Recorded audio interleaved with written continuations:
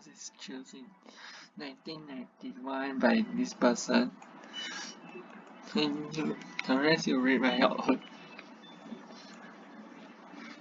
Oh, for the first version is the print function, which have to check whether is it 3 plus. Check the values, and then you can use it for variables and also combination. So now is the copy part. So this part is to read the comments. You can use single line, single quotes or the double quotes.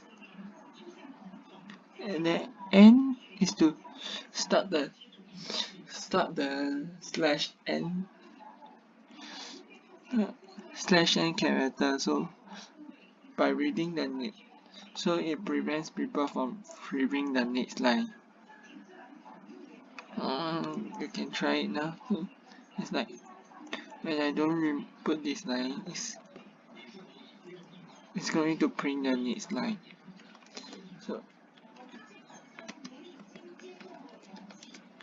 this one is replaced with the variable. So I put empty space. It's going to show like empty.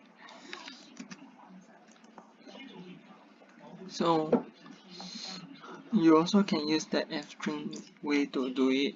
So this is the words and also the variables here. Start the variables with a curly brace.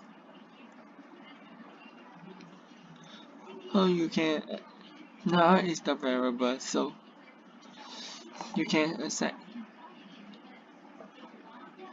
You can use multi-assign, which is A is equals to G, A1 BGG, C is 0.3, or you can use the single line way.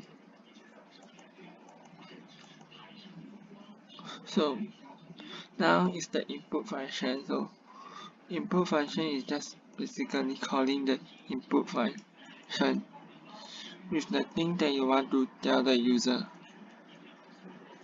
Then print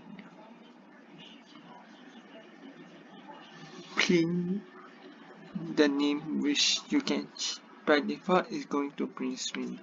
So you can check is it string or numbers by typing the function called type.